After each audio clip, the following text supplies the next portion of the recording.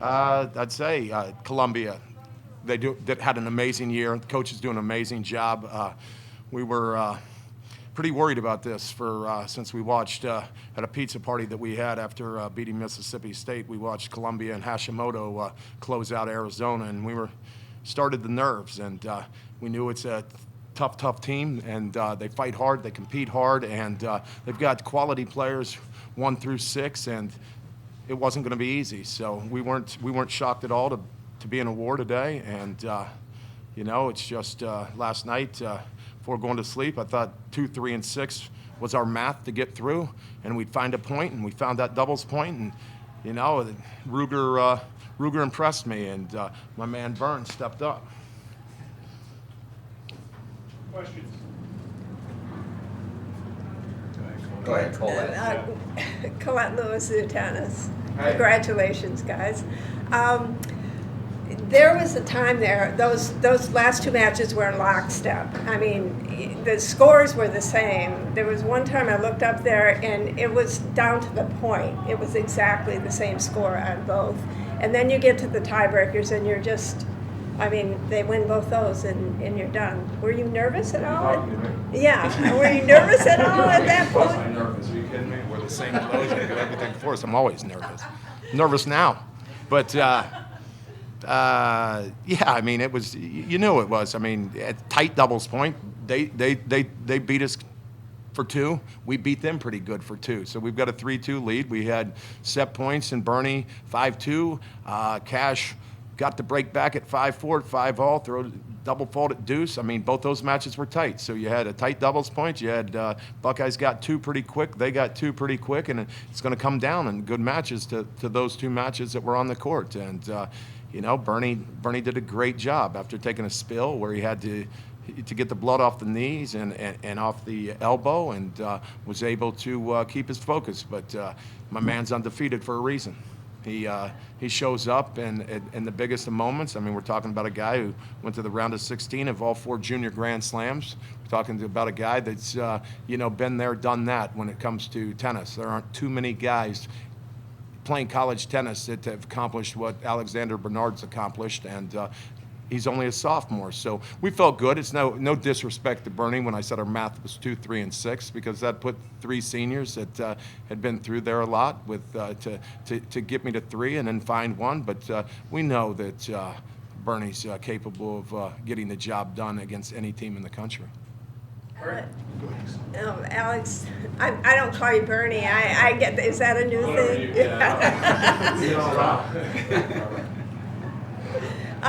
Playing someone who's hurt, cramping. I get it was cramping. Is that where your feeling was? Could you just talk about how that affects your mind and how you have to address that? Yeah, obviously you've got to just try to focus on yourself still and not let his move, he wasn't moving great there at the end. So I kind of tried to say to myself, I can't change how I'm playing. I've got to keep doing the same things, keep my focus, lock it down and make him work for every single point, because obviously he was hurting a little bit. At 5-7, 5-6, 30 all in the match, what's the mentality? Don't miss. No, but I was trying to play aggressive in those points, really let it fly, because I can live with it if I go out, serve first ball. You got to go for it. You got to go for the shots in the big moments, and that was the mentality there in those big points. Right in that area, you had a couple seconds serve slices out wide that clipped the line just barely. Yeah, While that ball's flying, are you going, oh man, come on, hit the line? Yeah, I was just trying to put a little bit extra on everything, because you tighten up in the big moments, so you've got to give it that little bit extra to keep your pace on the ball. One more, Coach. What's the practice plan now to get the guys ready for Saturday? What are you doing from a nutrition standpoint? Are you lifting at all? Probably not. What's the recovery look like to get ready for Saturday? Our trainers will let us know when we're ready to practice on Saturday, but we need to get back to 100%, and it'll take these guys a couple hours today to get ready to be able to sleep, and then in the morning we're going to have to hydrate. We're going to Pedialytes. We're going to have to do the whole routine. And once Solo lets me know that they're ready to practice for 45 minutes or an hour, then we'll do that. But our focus will be to get the bodies right, get back to 100%. But we're in shape. We put in some work, so we're not scared to go out there and play anywhere. Will you watch this match, or will you? I was going to watch doubles, but they sent me here. So, I'd like to, but he sent me here. The guy right there, Ryan. One last one, Chris Alioris from Cracked Rackets. But Barney, I go back to the end of the first set. I heard some words you had for Crow about the knee, and within 5 minutes of coming out into the second set, and this hurts, to I'm here all day, right? And telling the guys, just walk me through how you got to get that pain out, what you were thinking to start that second, what you were going to have to do after dropping that. Yeah, I put myself in a great position in the first, and then I let it slip. Like, I think 4 or 5 deuce points in a row I lost. Going into the second, I mean, I was just really, I had a feeling that they're gonna start wearing down. They're gonna start wearing down. I'm gonna keep the points as long as possible. I'm gonna make sure they feel every single point as a war, and that's what I was going for, and that's what I was trying to do, and I was gonna let everyone know I was trying to do that. So if that's the mentality, what are you doing tonight, nutrition-wise, to get ready for tomorrow and for Saturday? I feel pretty good, so I'm just gonna hydrate, do the normal stuff. Food-wise, are you trying to what? Probably some pasta, some protein, some maybe a steak or something. I don't know. We'll have to see. Do you have recommendations? No, just You've been asking curious. a lot about the nutrition. Just curious. You look fit. I like seeing them last. Yeah. Coach, can I ask you one? We do a podcast for young players and parents. Any advice for 12 to 16-year-olds going through the journey that you might have? And I want to hear your opinion too, Bernie. I mean, if you're going through the journey trying to play at the top level of tennis, Yes, is sir. that what we're talking about? I mean, you've got to, 12's an early age. So, you get out there and you start playing a lot of tennis, hitting a lot of balls at 12 years old, and then, you're still lucky. Most people are lucky to be able to go pro at 21 years old. So you've got 10 years old, 9 years old, 8 years old to 21. I mean, there's a real chance for burnout. So you need to like it, because the game that wins at 12 years old, when you're being tenacious and putting the ball in the court and hoping somebody makes an error, isn't going to be a game that makes money playing pro tennis. So by the time you're 18 years old and full, got your muscles and you're looking and the game's going to change, you better still love the game, because tennis needs to be your fun part of the day, because it's going to be a 10, 12, 13-year war to get to the highest level, to play tennis. That, if you're going to spend $75,000 a year to go play pro tennis, you're going to have to be ready, because the ante's big to go out and play pro tennis. So you got to love tennis. And see a lot of guys sometimes, you get some guys who were champions in the 10s and the 12 and unders, and they kind of fizzle out because it's a long road. So I would tell kids to make sure that they're, enjoying it, having fun. You don't always have to chase every point on earth at 12 years old or 13 years old. There's some points you can leave out there. Bernie, you got any thoughts? Yeah, I think just focusing on the right things, trying to develop your game into something that's going to work in the future.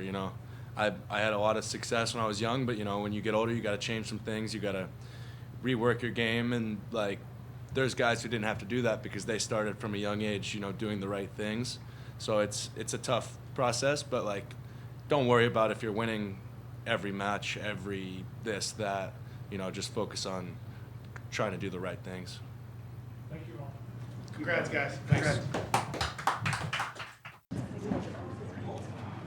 Congratulations, guys. I got it. Thank you. Okay, we'll start with an opening statement from Coach, and then we'll take questions.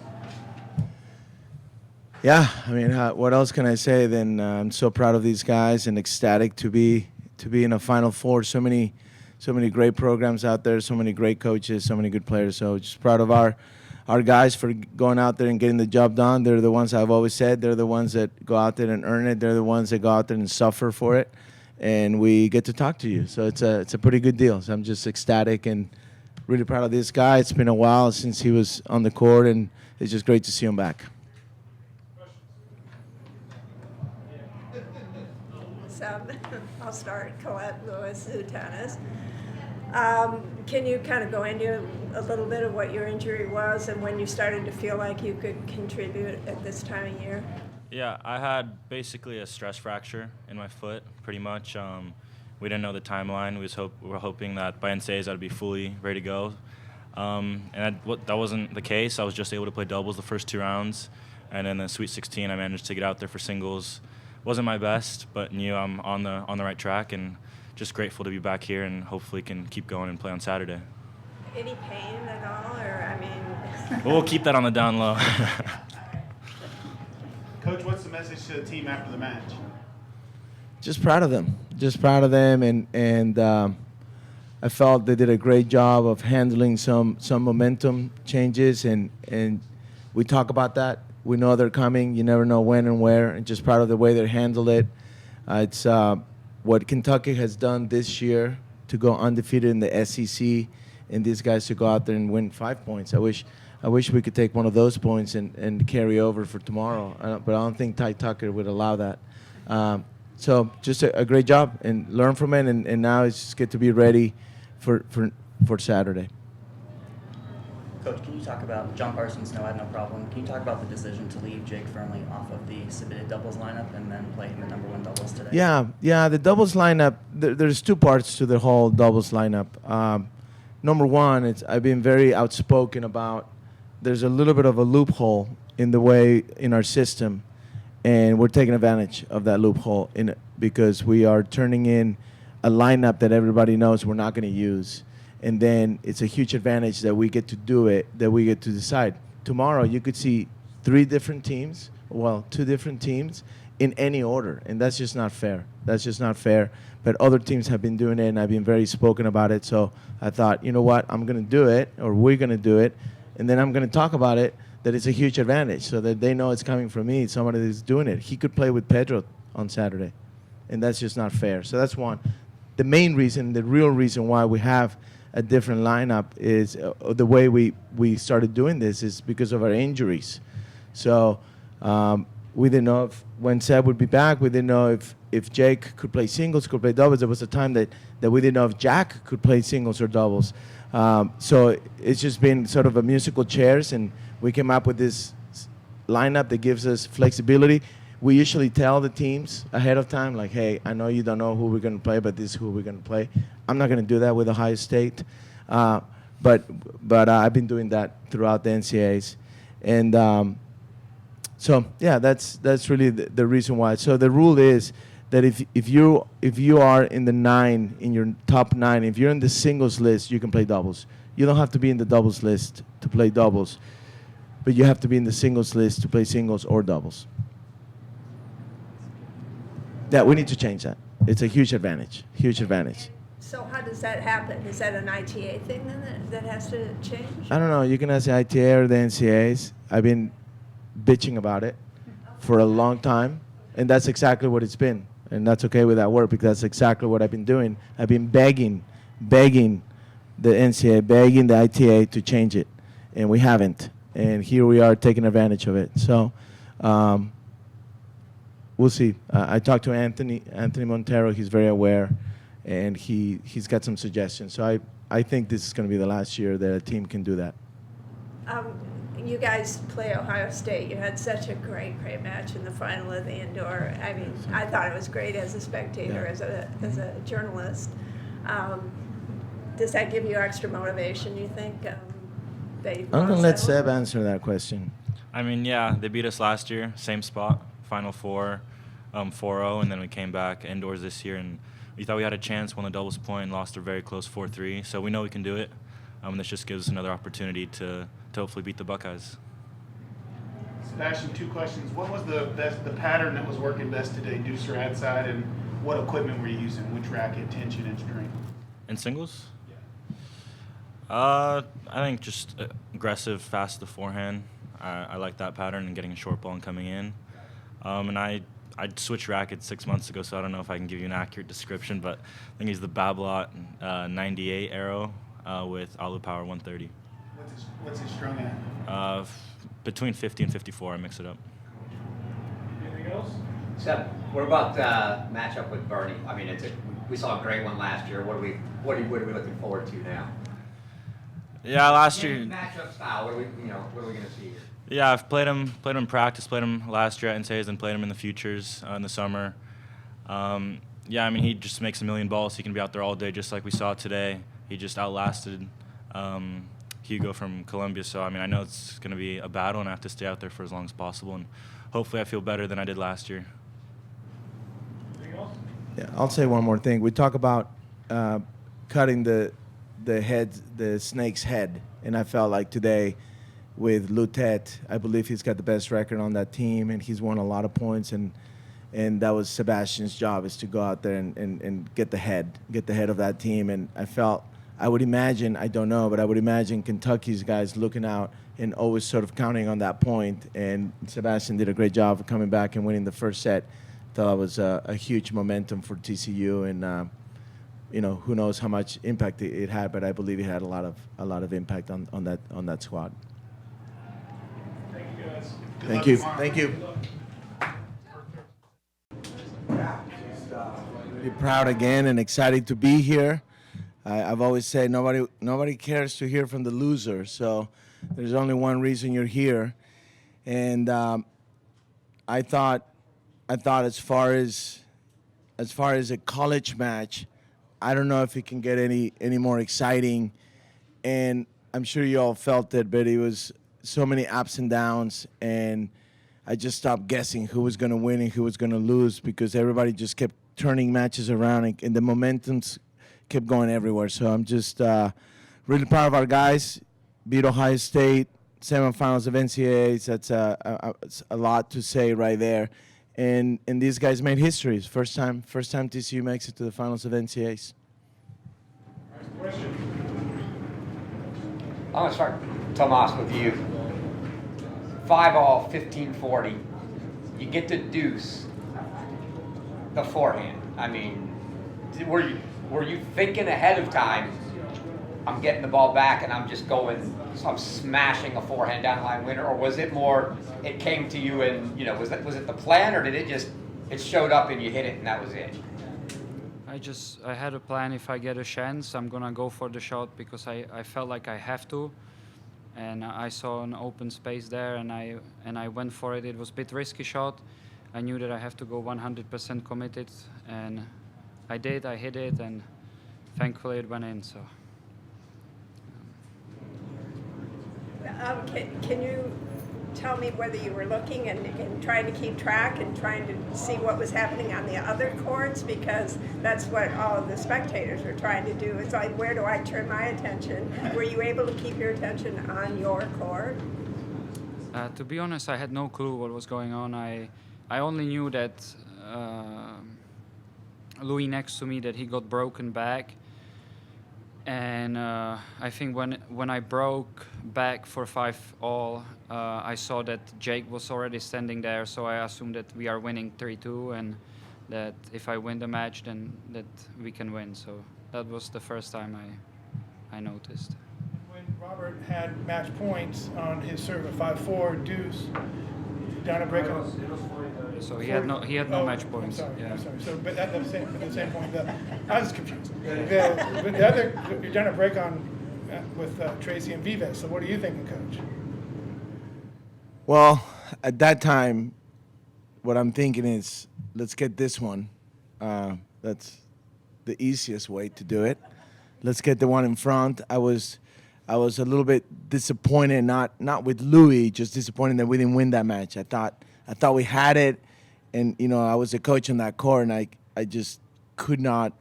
I was so mad at myself, and I know if we just had another chance there, Louis would have pulled through. But there's so much. I mean, I can tell you so many different parts, but with Tommy, I know this guy really well. We've been on the court a lot this year, just about every second. I can pretty much know what he's thinking or not thinking, and I love what I saw. I felt that if he got a chance, because Robert Cash can take the racket out of your hand and hit hit some bombs, and he's done it so many times. That movie, we've seen that movie many, many times. Robert Cash clinching a match. We've seen it. There's been sequels, and I felt if he gets a chance, if he gets in the points, I love what I saw, and I couldn't be more proud. Nobody's gone through more than this guy to do what he did today. Coach, we're both from the Payers and Players podcast. Appreciate you being on episode 83. We just had Wayne Bryan on episode 100, and he talked a lot about your ability to involve the crowd in home matches. How much did the crowd matter today? That's a great point. I thought our crowd, our fans, kept us in the match when it looked awful for a long time in the beginning. I just felt like we were kind of almost losing. We were either tied or losing on a lot of courts. That doubles point took a lot out of us, out of our fans, and it was a slow start in singles. So our fans kept us going. I felt that when they got a momentum somewhere late in the match, I remember looking over, and I see Luke Swan just jumping up and down, getting our crowd going, and that chant of "Go Frogs, go Frogs," it was the loudest I've heard from the court, and that was certainly a big part of why we get to play tomorrow. And then I'm real curious about what you're going to do over the next 24 hours to be physically ready to do it again tomorrow. It's a fifth-year senior, very smart. I'll let him answer that. I was already running here a little bit to get, my legs bit more, get the lactose out of me, and I'm gonna go to ice bath. I'm gonna have, we have a massage here with Aaron that he's doing incredible job, and I'm gonna have a massage and then see our trainer Max and probably take a nap. So I think we all gonna do the best we can, so we tomorrow can feel as fresh as possible. So last year when we lost to Ohio State, we beat Michigan in the quarterfinals, and then we got to play. It was at noon, so hot, humid, took a lot out of us. Some of you that were there, you remember Michigan guys just at the end they were dead, and so were our guys.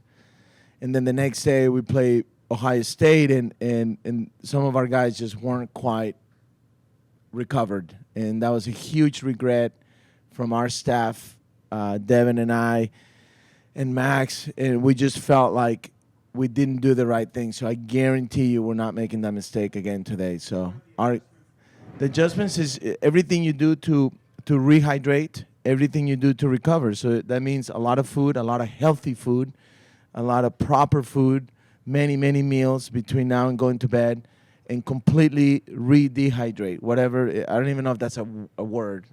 Whatever. You're looking at me like that's not a word. So whatever it means, whether it's, whatever it takes.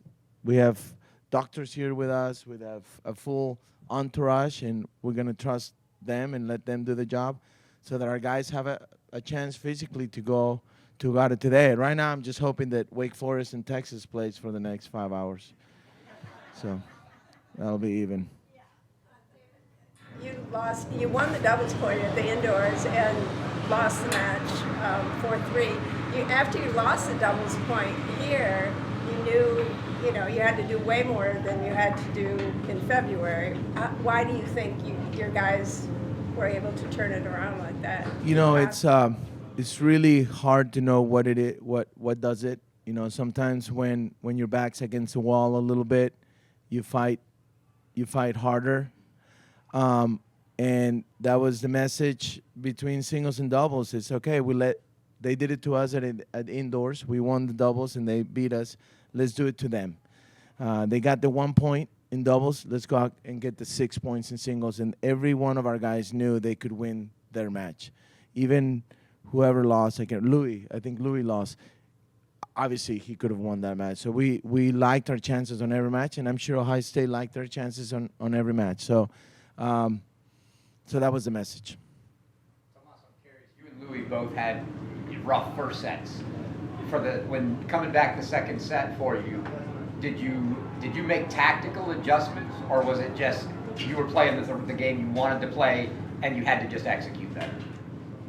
Well, the first set I started slow. I lost, I think, 3 no-ats on my serve. And the only adjustment, I think I started to feel more calm, believe it or not. And I knew that I have to. He a little bit surprised me with his game style. I never saw him play. And he was playing spinny with his forehands. And the adjustment was like, stay closer to the baseline and don't let him to take me, far from the baseline. So that was a little adjustment that helped me, and I started to feel a bit more calm. And I knew that whenever you win a set 6-1, that it's not easy to continue, and that I'm gonna get my chance, and I did. I think I broke him for 31, and yeah. Thank you. Congratulations, fellas. Thank you. Coaches, like the other day, if you could give us an opening statement, and we'll open up for questions. Okay, opening statement. Well, I'm super happy that we found a way to get through that. Really, really proud of our team, and just happy that we get one more day with this men's tennis team from Texas. Questions? Let's start with the obvious, Coach. You played, 4, 5, 6 the other day, a combination of CM, Jonah, Cleve. Today it's PY, Cleve, and Lucas. Just talk us through the thought process there, and hopefully nobody's hurt. No, we're good. We're good, and Pierre's been feeling better and better, and we were saving him until we felt like we really needed him, and I guess today was a good day for it, and he feels pretty good after the match, so I'm pretty confident that you'll be seeing him again tomorrow, and maybe even in doubles. So that was good. The decision, man, I've spent a lot of time thinking about it, trying to make the best decisions I can each time. Really, it's probably hard to go wrong because we do have a lot of good choices. And as Colette said the other day, it makes it nice that we can afford to rest people when we need to, but it does make it tough. Sometimes I overanalyze it. Honestly, we've got a lot of good players on the team. I feel like we go 8 or 9 deep in our singles lineup. I felt like with the matchups today, Cleve and Lucas would be. I knew Pierre was going to play. I thought that Cleve and Lucas would give us perhaps the best chance, and I love both of them as competitors. They have so much fire and so much presence. Lucas has been playing great. It was a big ask for him, I think, having not played too many matches, certainly not in a while to do it, but I mean, I have so much belief in Lucas Brown, and he was still out there at the end, and I would never put anything past him. The guy's going to be an absolute star at Texas, I have no doubt about it. So did the best we could, and it was good enough to win today. Micah, how about I'll go for you? Say you're facing a guy in DK. I don't think you've played him before, have you? I haven't played him, yeah. I mean, obviously, we know his game. It's bombs, right? Bombs, serve +1. What was the game plan coming in, and how you just got off to a great quick start? How'd you manage to execute? Yeah, I think definitely getting off to a good start helped me a lot out there. I know that if I was gonna let him control the points, it was gonna be a little difficult for me. If I was gonna let him dictate play, but I was able to get a hold of his serve for a lot of the match, which is one of his strengths, so that helped me a lot. And then I was able to kind of dictate with my forehand, and then luckily play the percentages good and come out with a win. Okay, you're done. Playing TCU. This for Micah, really, how well do you feel you know the team and the guys that you're going to play? Have you played Jake Fernley in your previous 3 meetings this year? I did. I actually played Jake a few weeks ago here at the Big 12 Championship on these same courts, so we definitely know each other's games pretty well, and I know it's going to be a very good match. We'll definitely both be getting ready for it tonight. And then as a team, I think we both obviously know them very well. We've played this same team a ton of times. A lot of the guys are kind of the same year as some of us leaving this year. So, we know them really well. We know what it's going to take, and we know how we're going to have to prepare. So, we'll definitely be preparing tonight, and we're looking forward to it. For both Coach and Micah, you guys have been here 2 or 3 times before. How important it was to kind of get to know this places and also playing on the final side, the final day, because we saw that both TCU and Texas are Big 12 teams, and being here for a tournament, and being here maybe on the road before, how important it was for you guys to get familiar with the environment and just all the settings over here. I'm going to go first. Definitely. Playing on this we've played a few times here this year, so that's helped us a lot. And then we also have been playing in the heat here in Texas, so that's helped us a lot as well. That's been an advantage for us. And yeah, we're really looking forward to tomorrow. Yeah, it's gonna be good. Yeah, I mean, we are definitely comfortable here. I think we've played now 4, 5, 6. I think tomorrow might be our 7th match here this year, which is a lot. But it might be the same for TCU. I don't know. It's certainly they've played a lot as well. So yeah, we're comfortable here. It's going to be see which team competes a little better and wins the big points. But I know both teams. We have a lot of respect for TCU and their players. It's going to be a clean match, and everyone's going to be competing hard, and we'll see who comes out on top. Do you think the fact that they're playing in their first final and David's coaching in his first final, do you think that'll have any impact at all on that? I'm not counting on that, and it's certainly not anything that we can control. You know, it's so hard to predict those things. No, I don't. I'm not. I don't think that's going to be a real factor. Anything else? Thank you all. Thank you. Thank you. Thanks, guys. We'll take an opening statement from Coach and questions. My opening statement is I'm glad we've got Eliot Spizzirri on our team. That's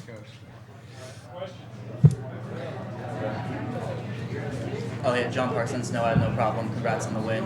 You were down 6-4, 5-2 against Monday. Hadn't broken him yet. Did anything change in that first service game when you're trying to get the break? Tactically, did you change anything? I think I started putting a few more returns deeper in the court. He was serving really well the whole entire time, but it gave me some looks there.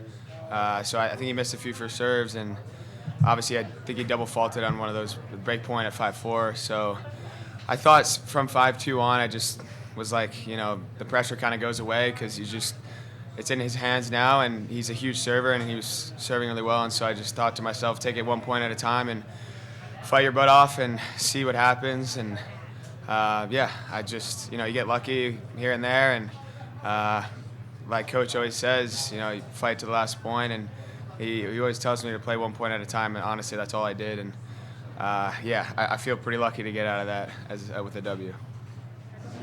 Following up on that question, can you give a little detail on what adjustments you did make, especially at 5-4, so that, I mean, he was rolling, and you had a game plan going in the match. How did that game plan change as the match went on?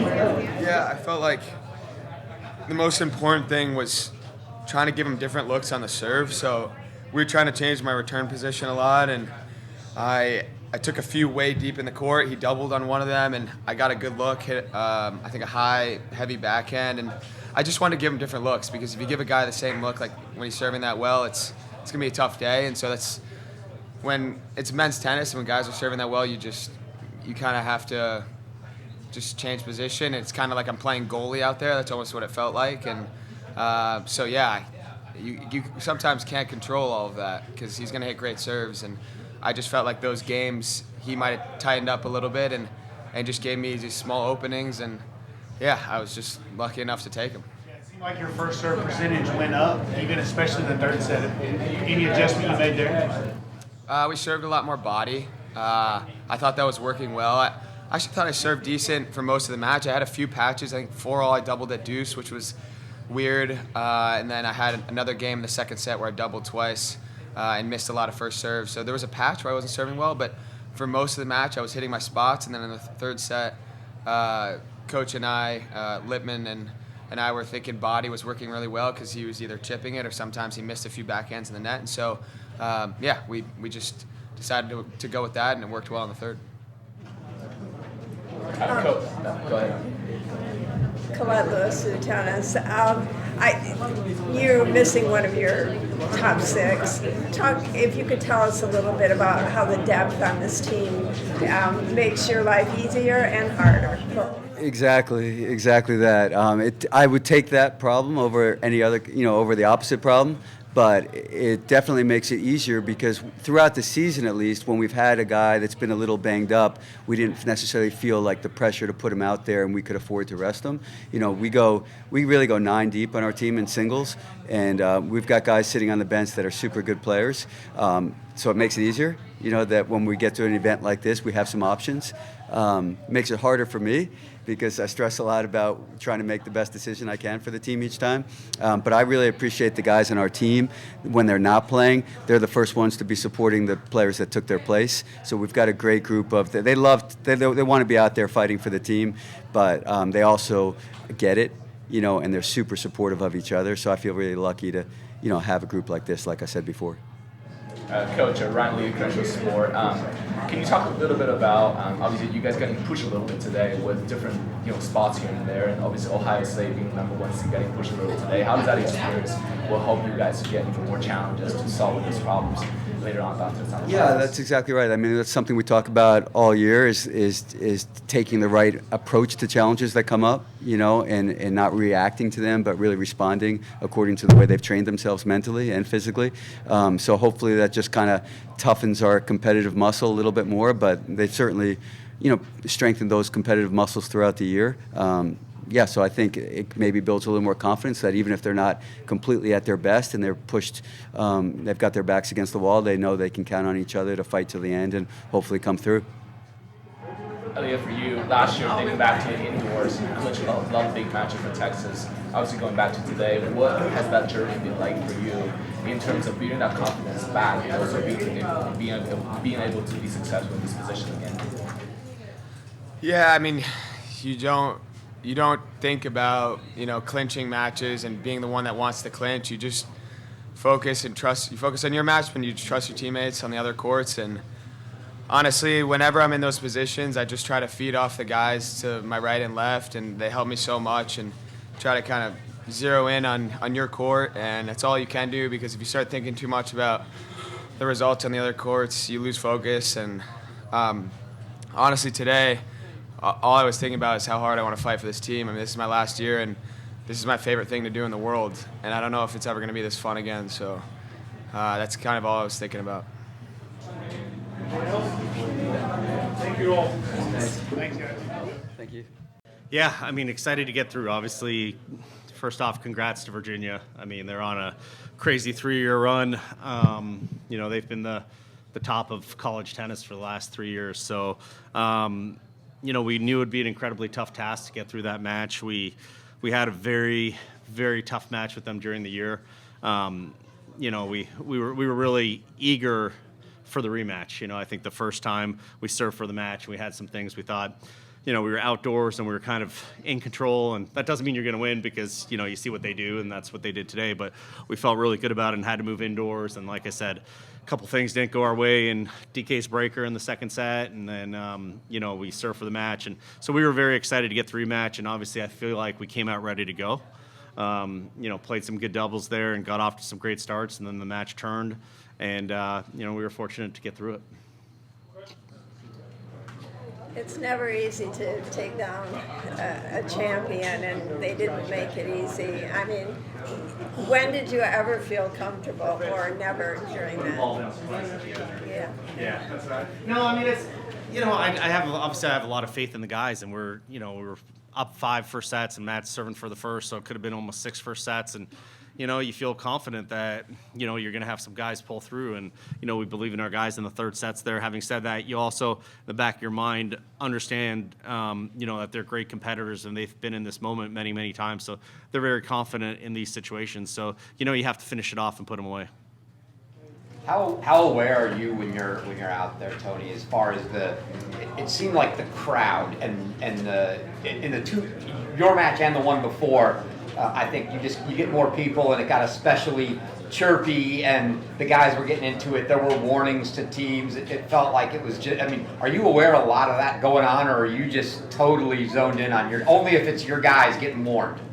Yeah, here and there. I think obviously with it being a conference, ACC rivals, it probably gets a little bit more intense, I'd say, because you see each other so much, and there's a lot of pride on the line.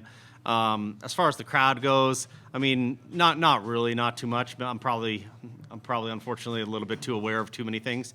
I wish I could focus in a little bit more, but as I've kind of done this long enough now, I kind of figure out what's important and what's not, and kind of focus on that. DK, for you, that last service game, going into the service game, is your head on serving bombs and get to the net as quick as I can, or what are you thinking? So when I was gonna serve for the last game, I wanted to focus on myself.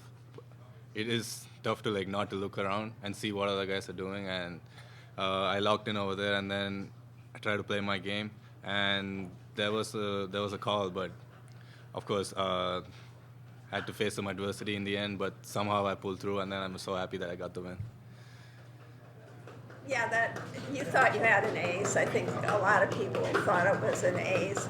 How mentally do you reset after that kind of disappointment? I mean, you double faulted, so did it take that to kind of get your concentration back? After I lost that point, I was like, okay, whatever happened, and then I just wanted to focus on the next 2 points. There was no point in sulking at that moment, so I was like, okay, let's go in, forget the last point. This is a new point now, no point sulking, and then I just wanted to give my 100% from the next point. That's what I did. So it's almost midnight now. I'm sure you gotta turn rackets in, maybe get an ice bath, stretch, eat. You're not in bed till 1:30, 2 o'clock in the morning without looking at coach. What time are you getting up tomorrow? At least 9 a.m. Now we'll let him sleep for sure. Yeah. I think you're very lucky in this situation that you get the day off. And probably NCAA probably thinks about that a little bit in the scheduling. It'd be tough to play this match and have to come back tomorrow, right? So we're thankful to get that day off, and excited to go again Saturday. Single practice tomorrow? Yeah, I think so for most guys. We do things very individually. So I'll talk to all the guys and see exactly what they want. Some guys might need 30, 40 minutes, and some guys might want a little bit more, some feeding, something to work on that they didn't feel great at. I'm pretty confident that we are a very, very fit team. So we'll recover well and be ready to go by Saturday. All right, congratulations, Coach. National champions, if you could. You start an opening statement, then we'll open it up for questions. Yeah, it's hard to pick the right words. This is something that you dream about. I remember back as a player losing in the semifinals, and we were distraught and thinking that it may never happen. And then Devin joins the coaching staff, and we had so many good players and good teams, and for it to actually happen like this with this group of guys, what they did today, I have no words to express just that how proud I am of all 10 guys, our staff. It's been a tough year. There was a lot that happened, and we just kept talking about it's only going to make us stronger at the end. If we can all get everybody back, it's only going to make us better and stronger. And I can talk about each individual guy and each individual role. This is for our alumni, for our fans, administration, our staff. Want to share this with everybody. Just so proud. Coach, before we get out of the great stuff, let me ask, because I have to ask, the overrule 5-2 Spiz and Jack. Obviously, we could all hear the argument that it was the third, and I wasn't counting, so I don't know. But I'm just curious: do we know that it was, or what was the explanation for no penalty? You know better than I do. I mean, it was the third overall, which means I should have won the match there and then. But the ref only recorded 2 of them, so then we were in this sort of debate. The ref was like, "I only have 2 here," but everyone knew that was the third overall. But because he only put down 2, it didn't really matter, and then just had to keep playing.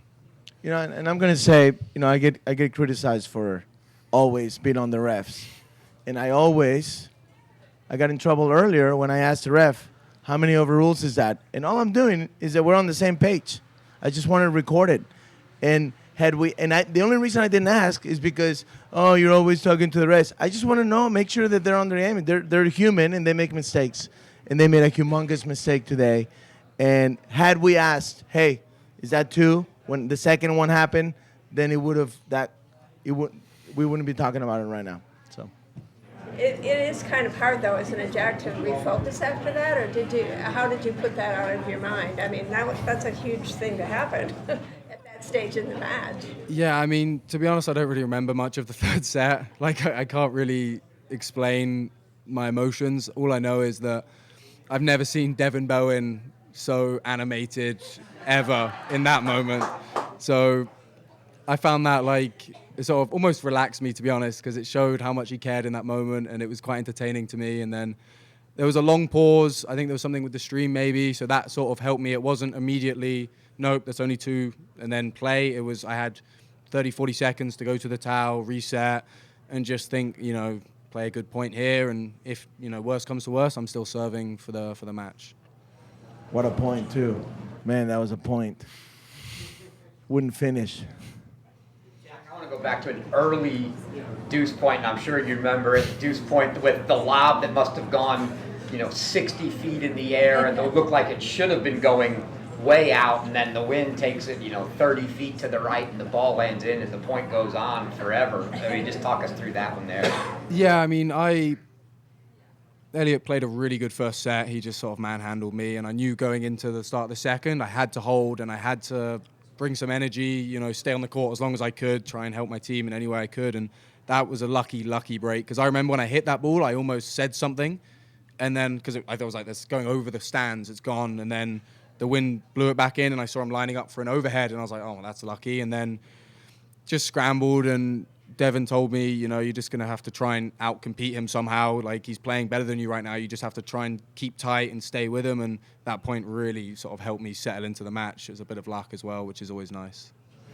Jack, talk more about that. After the first set, what did you do coming into the second set to be able to shake that off and move forward? I tried to get a bit more pumped up. I tried to be a bit more vocal. There wasn't much for me to talk about in the first set. He just sort of just waxed me, so I couldn't really get pumped. I couldn't feel like get into the match. So I wanted to definitely just make sure my teammates could hear me, get the crowd involved as much as possible. And I think I did a good job of that. And I think it definitely helps the momentum swings and sort of understanding that, he's going to have to earn this match, and there's a lot of tennis left to be played. And I asked the question, and I think I delivered when I had to in big moments in the second set. Unlike yesterday, when you really had no idea who was going to win your match with Ohio State, it was pretty clear at some point this was going to come down to court 5, right? I mean, maybe when Jake lost. Jake's been so amazing all season. I think Jake and Jack have put on a point on every single match leading up to this match. And we wouldn't be here, obviously, without Jake and what Micah did. I never seen Jake so sort of out of sorts there towards the end. So when Jake lost, yes, I was not only hoping that it would come to Seb, but that's what it looked like. What's so interesting is we won the indoors 2 years in a row, and then we lost in the finals, and everybody, right, you're looking to say something that you're looking for something positive. And they kept saying, look, you already got 2 indoors. You don't need this one. Get the outdoor one. Get the NCAA one. And I'm like, yeah, so easy, great. And here we are. It's just incredible how that all happens. So what were you telling Seb at the end there? I mean, how do you keep somebody who's he told me he's never been in that situation before. He's never been 3-all clinched. So how do you how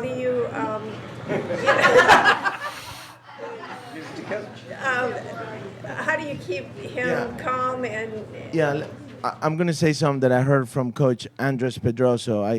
I contacted every coach I know that's won a national championship, and he said, basically said, stay out of the way, trust your players. Players win championships, not coaches. So let's make that really clear. What Seb did, what Louis, what these guys have done, it is all on them. Our job at that moment is to keep him as focused as possibly can. All the cliches that you hear about, controlling your breathing, and just make sure he's ready to hit the next serve. He's got a huge serve, and if he can locate the game he got broken is because he didn't hit any first serves in. So you're just hoping that you can help him. Just pick a spot, take a deep breath, and hit the spots. And that's exactly what he did in that last game, and it was awesome. It was awesome. I've got one. Luke here from TCU 360. Jack, some would say you had massive cojones to get through that third set. What was really the difference maker in you being able to pull through, beat Eliot Spizzirri, and therefore help your team clinch the match today? Cheers, Luke. I think it's just everyone that came today, just knowing that everyone was there with me, everyone was fighting just as much and wanted it just as bad as I did, and I played my best set of tennis of the year in the right moment, and I'm just happy that today I was able to perform and help everyone out. And yeah, it's a special feeling. I mean, I didn't think we'd be sitting here when Jake lost, to be honest, but I played the best tennis I could, and as Coach said, I focused on my breathing. I felt I was in a really good headspace. I wasn't rattled, and I played some good points when I needed to in pressure moments, and that's what it came down to. The crowd was involved, and you had to go and talk to them a couple of times. Could you? Yeah, I know who it is. I know who it is. I know who it was. I mean, he said "hook 'em horns." I don't know. "Hook 'em horns" seems to be their slogan. I worked at UT, and "hook 'em horns" is like "go frogs." So, but everybody's nervous. The refs are nervous. Anthony Montero. Everybody's. There was a lot going on right in that spot. You had the overruled situation happening, then he wins, and then Ryan Lipman gets a coach violation. Like, I guarantee you that's the first time Ryan Lipman has ever gotten a coach violation in his life, ever, and will ever. Me, not so much, but we both got one, and all we were doing was talking. We were just talking to each other, but emotion. So I don't think it was terrible. When the line judge was there, I never heard anything, so I don't know. But I heard they say "hooked 'em horns," and they felt that it was referring to making a bad call. I don't think it's that bad, but anyways. I got one more. So, Coach, one question. In a lot of the, say, the tight 4-3 matches you've had this year, I'm looking around at the end, and I love Coach Bowen, and I see everybody's lined up next to Seb on 3, and Pedro and Devin are over on 1, and I feel like it's like Devin's just so, had both of you, right, trying to get your first title, and great. Is that a rarity to see him just separated from the action that way? And you guys had to be nervous as heck watching. Well, it takes, it's when you're there in the right there involved, it's suffering. So I don't blame him for being out there. And many, many times, it's me who's just hiding back there somewhere where you're at that point, just like we talked about trusting these guys, and they're the ones that win it. I mean, at the end of the day, what Louis did today and all the guys that won today, they just get in that zone and they compete, and somehow, like he said, he doesn't even remember what he did. What he did today was incredible to come back a set and break to Spizzirri in the finals of NCAAs. It's usually Spizzirri who's doing that to somebody else. So just incredible. Yeah, I did notice Coach Bowen. I'm saying, "Oh, nice, you're over there." He just gave me a thumbs up, like, "You got this." I'm like, "Great." I'm like, "Seb, come on." It's just, it's sports. It's so exciting. You can't make it up. You can't buy it. You can't fake it. You got to go out there and suffer and earn it. And I guess this time it was Steven Foreman who did an amazing job with Seb the whole match. And I just jumped in there in the end. I would spend a lot of time with Seb last year on the court. So kind of understand him a little bit. He's not the most vocal guy, but I knew some things that worked with him last year. And once he gets in that zone, he's a killer. And again, you just want him to do his thing. And Sebastian's Gorzny has won. They've won so many matches. JPJ, they've won so many matches in their whole life. And Louis, and today was no different. Coach, I got one last one from Barstool TCU here. What does this mean to the TCU community? Obviously, tennis it's like a non-revenue generating sport, as some say, and we have a lot of other big sports at TCU. What does this mean to TCU? I mean, it's it's undescribable. We had an amazing athletic year the year before with baseball Final Four, football in the finals, We made the Final Four. Beach volleyball made the Final Four, Elite Eight. All these top sports, but to actually win it, it's so hard. Everything has to align. I mean, if Roditi, who knows, right? If Roditi can play, who knows if we're here? Who knows? It just takes a lot. We've been on that other end where we just weren't quite there. So for the community, we know we're small, so we got to stick together. We got to support each other. And I just want to share this with the guys and our whole TCU community, our staff, our alums. A lot of them are here today. We're small and mighty. I don't know. Maybe I know somebody out there who kind of can relate to that.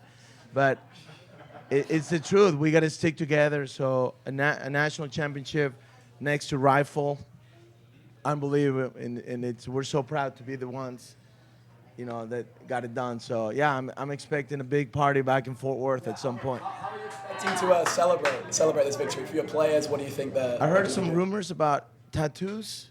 It's not a rumor. It's not a rumor? No rumor. And then new haircuts somehow for the coaches. We told the guy, Devin and I were like, we'll do whatever. And now I guess it's going to happen. So we'll see what that. Every time I think of tattoo, I think of the plane. Brings back some really bad memories in junior high. But anyways. Thank you. Thank you. Go Frogs.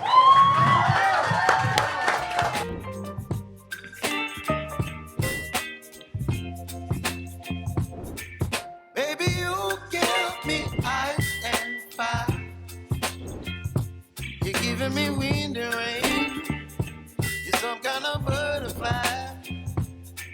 Baby, you give me midnight.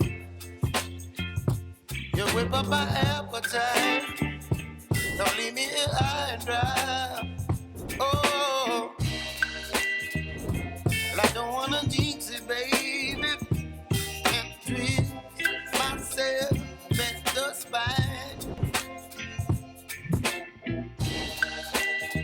Don't wanna overthink it, baby.